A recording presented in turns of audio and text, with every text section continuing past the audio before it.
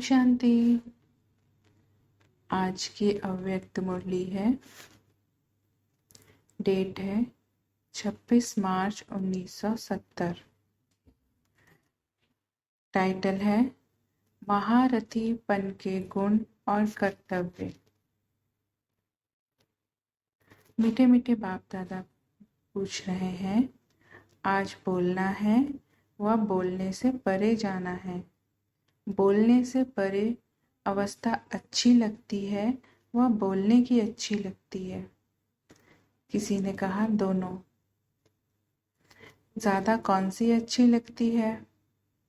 बोलते हुए भी बोलने से परे की स्थिति हो सकती है। दोनों का साथ हो सकता है। व जब ना बोलें तब परे अवस्था हो सकती है। हो सकती है तो कब होगी? इस स्थिति में स्थित होने के लिए कितना समय चाहिए?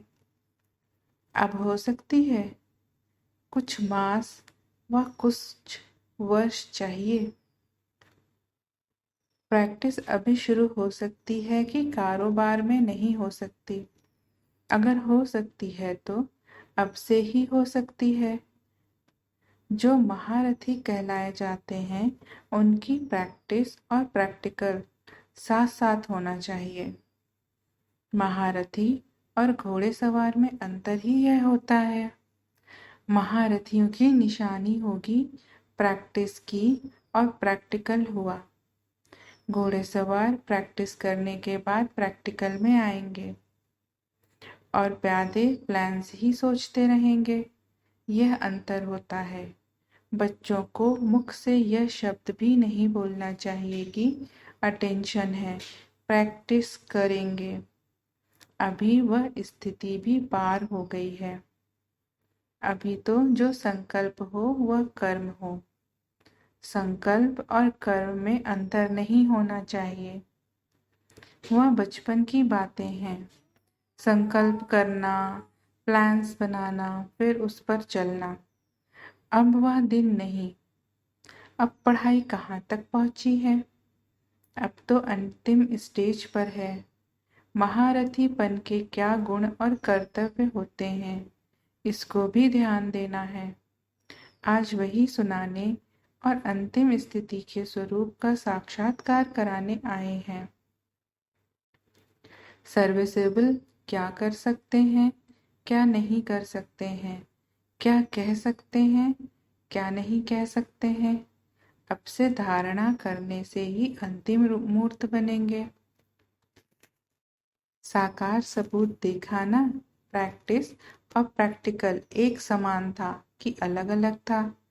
जो सोच वही कर्म था। बच्चों का कर्तव्य ही है फॉलो करना। पाँव के ऊपर पाँव। फुल स्टेप लेने का अर्थ ही है पाँव पर पाँव। जैसे जैसे के वैसे फॉलो करेंगे। वह स्टेज कब आएगी?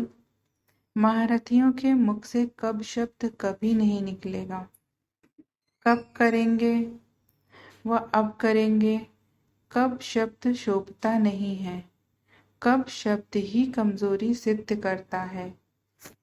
एक होता करके ही दिखाएंगे, एक होता है हाँ करेंगे, सोचेंगे। हिम्मत है लेकिन फेथ नहीं।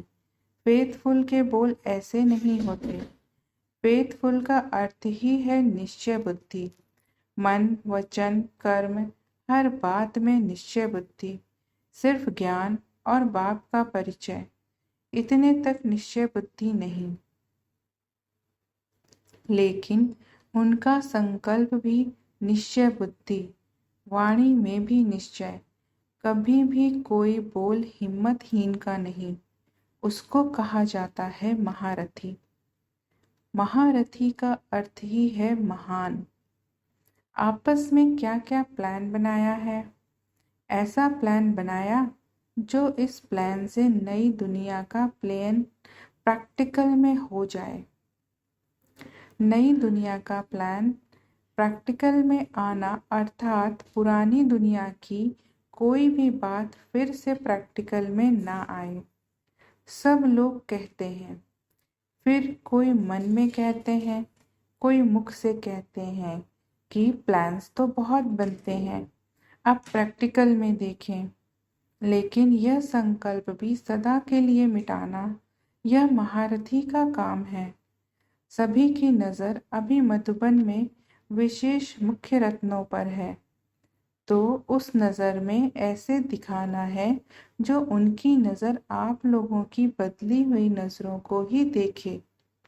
तो अब वह पुरानी नज़र नहीं, पुरानी वृत्ति नहीं, तब अंतिम नगाड़ा बजेगा। यह संगठन कॉमन नहीं है, यह संगठन कमाल का है। इस संगठन से ऐसा स्वरूप बनकर निकलना है जो सभी को साक्षात बाप दादा के ही बोल महसूस हों। बाप दादा के संस्कार सभी के संस्कारों में देखने में आए, अपने संस्कार नहीं। सभी संस्कारों को मिटाकर कौन से संस्कार भरने हैं? बाप दादा के।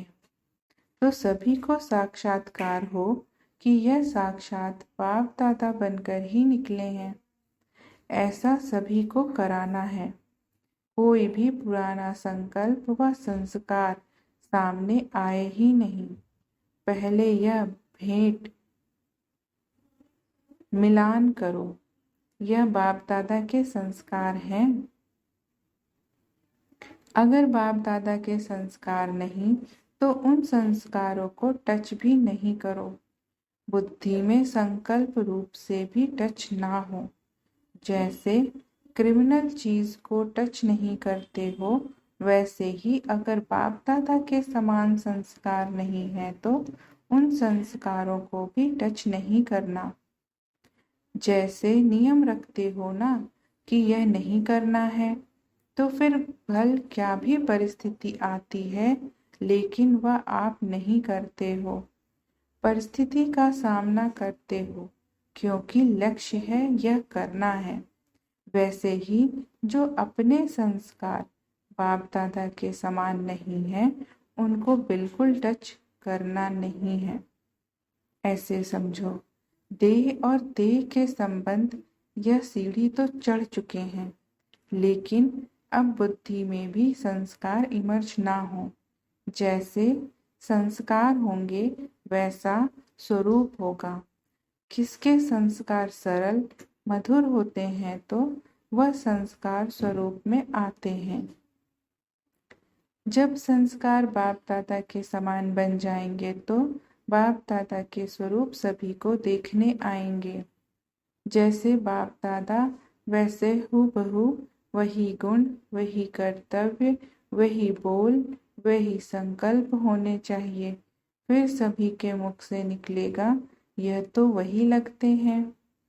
सूरत अलग होगी, सीरत वही होगी, लेकिन सूरत में सीरत आनी चाहिए। अब बाप दादा बच्चों से यही उम्मीद रखते हैं। सभी हैं ही स्नेही सफलता के सितारे, पुरुषार्थी सितारे।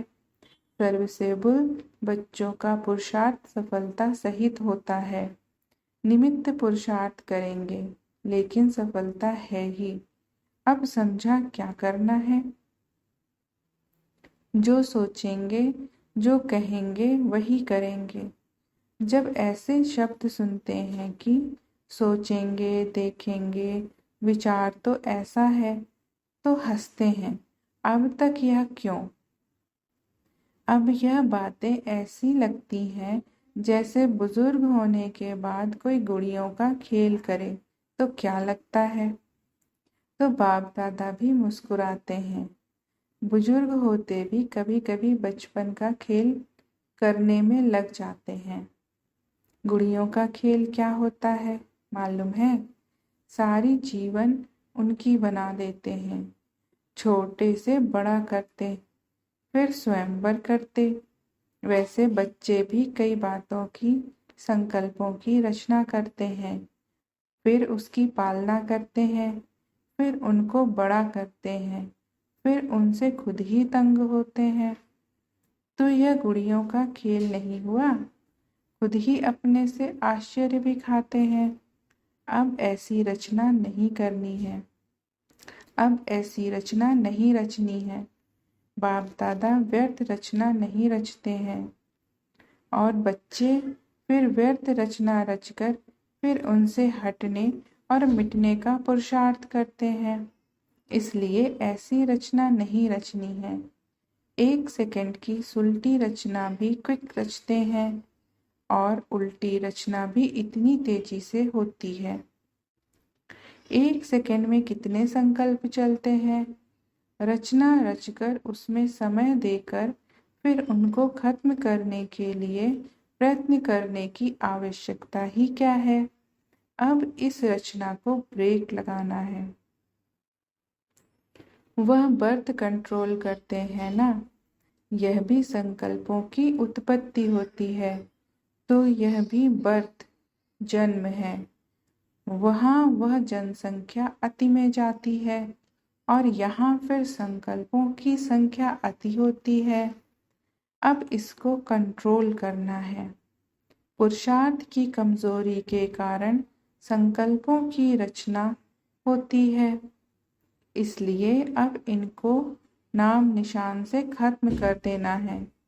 पुरानी बातें, पुराने संस्कार ऐसे अनुभव हों जैसे कि ना मालूम कब की पुरानी बात है।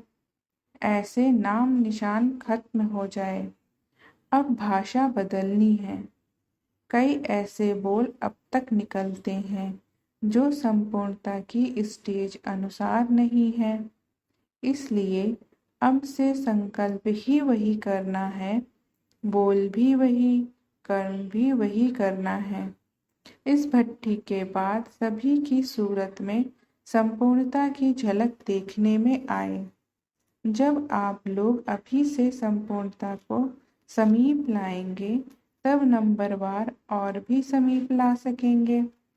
अगर आप लोग ही अंत में लाएंगे तो दूसरे क्या करेंगे। साकार रूप ने संपूर्णता को साकार में लाया।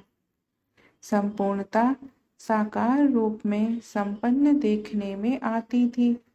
संपूर्ण और साकार अलग देखने में आता था। वैसे ही आपका साकार स्वरूप अलग देखने में नहीं आए। साकार रूप में मुख्य गुण क्या स्पष्ट देखने में आए। जिस गुण से संपूर्णता समीप देखने में आती थी वह गुण क्या था। जिस गुण को सभी कहते थे कि साकार होते भी अव्यक्त अनुभव होता है, वह क्या गुण था। हर एक ने सुनाया। सभी बातों का रहस्य तो एक ही है, लेकिन इस स्थिति को कहा जाता है उपराम। अपने देह से भी उपराम, उपराम और दृष्टा।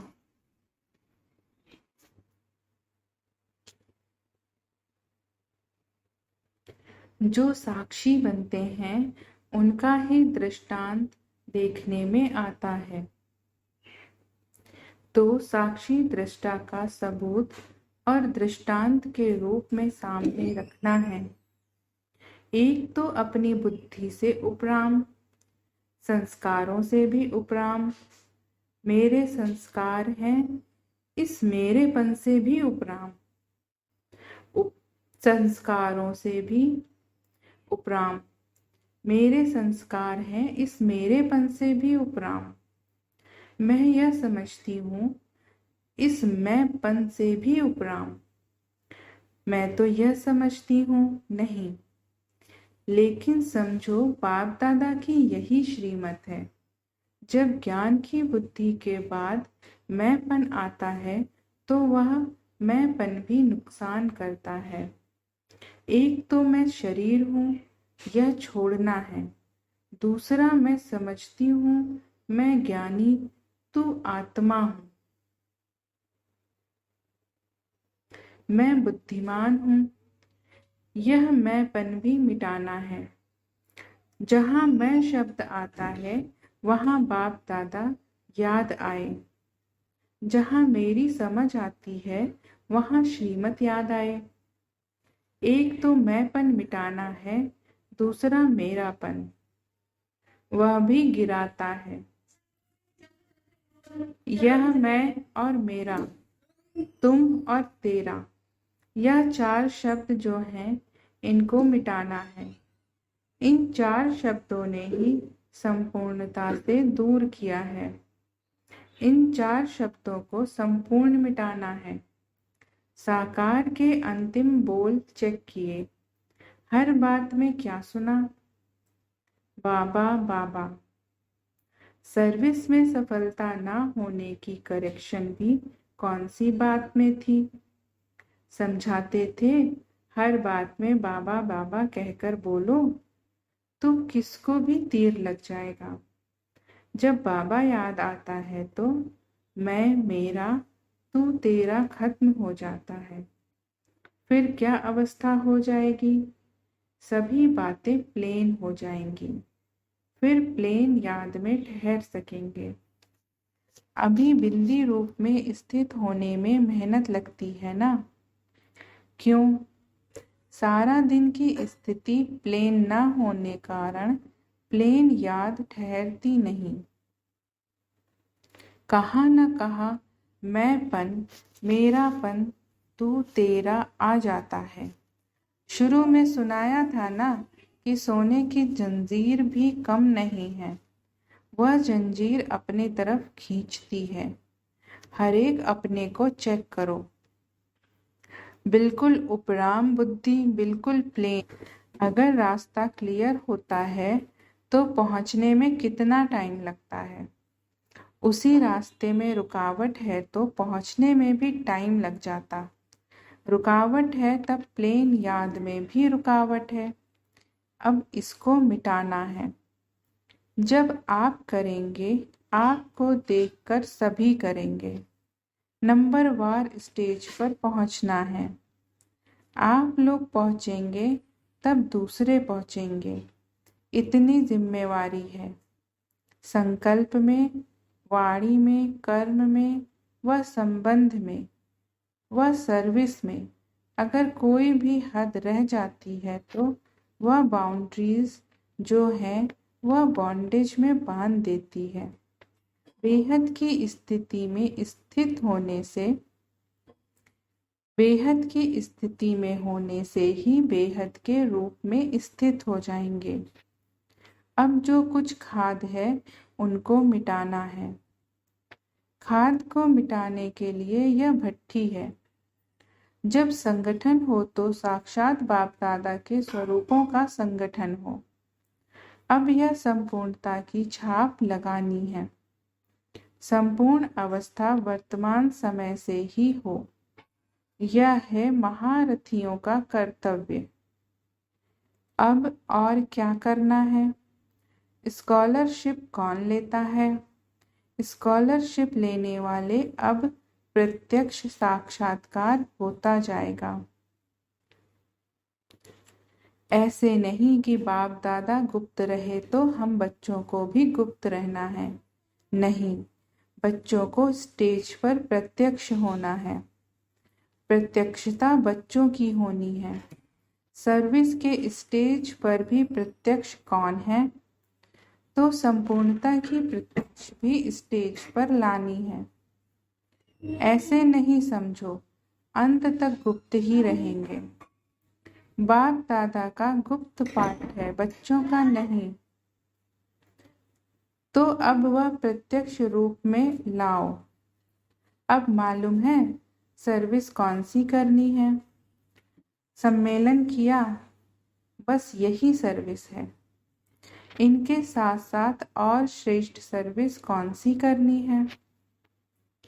अब मुख्य सर्विस है ही अपनी वृत्ति और दृष्टि को पलटाना।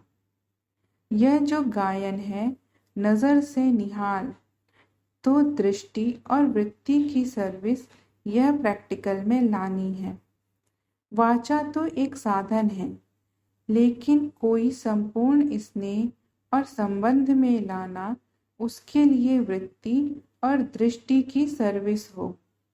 यह सर्विस एक स्थान पर बैठे हुए 1 सेकंड में अनेकों की कर सकते हैं। यह प्रत्यक्ष सबूत देखेंगे। जैसे शुरू में बाप दादा का साक्षात्कार घर बैठे हुआ ना। वैसे अब दूर बैठे आपकी पावरफुल वृत्ति ऐसा कार्य करेगी जैसे कोई हाथ से पकड़कर लाया जाता है। कैसा भी नास्तिक तमोगुणी बदला हुआ देखने में आएगा। अब यह सर्विस करनी है, लेकिन यह सर्विस सफलता को तब पाएगी जब वृत्ति और बातों में क्लियर होगी। जिम्मेवारी तो हर एक अपनी समझते ही है। हर एक को अपनी सर्विस होते हुए भी यज्ञ की जिम्मेवारी भी अपने सेंटर की जिम्मेवारी समान ही समझना है। खुद ऑफर करना है। वाणी के साथ साथ वृत्ति और दृष्टि में इतनी ताकत है जो किसके संस्कारों को बहुत कम समय में बदल सकते हो। वाणी के साथ वृत्ति और दृष्टि नहीं मिलती तो सफलता होती ही नहीं। मुख्य यह सर्विस है। अभी से ही बेहद की सर्विस पर बेहद की आत्माओं को आकर्षित करना है। जिस सर्विस को आप सर्विस समझते हो प्रजा बनाने की, वह तो आपकी प्रजा के भी प्रजा खुद बनने हैं। वह तो प्रदर्शनियों में बन रहे हैं। अभी तो आप लोगों को बेहद में अपना सुख देना है। तब सारी विश्व आपको सुखदाता मानेगी। विश्व महाराजन को विश्व का दाता कहते हैं ना। तो अब आप भी सभी को सुख देंगे, तब सभी तुमको सुखदाता मानेंगे। सुख देंगे तब तो मानेंगे। इसलिए अब आगे बढ़ना है। 1 सेकंड में अनेकों की सर्विस कर सकते हो। कोई भी बात में फील करना फेल की निशानी है। कोई भी बात में फील होता है, कोई के संस्कारों में, संपर्क में, कोई की सर्विस में फील किया माना फेल। वह फिर फेल का जमा होता है। जैसे आजकल का रिवाज है, 3-3 मास में परीक्षा होती है। उसके लिए फेल व पास के नंबर फाइनल में मिलाते हैं। जो बार बार फेल होता है वह फाइनल में फेल हो पड़ते हैं। जो बार बार फेल होता है वह फाइनल में फेल हो पड़ते हैं। इसलिए बिल्कुल फ्लॉलेस बनना है। जब फ्लॉलेस बने तब समझो फुल पास। कोई भी फ्लो होगा तो फुल पास नहीं होंगे। अच्छा, ओम शांति।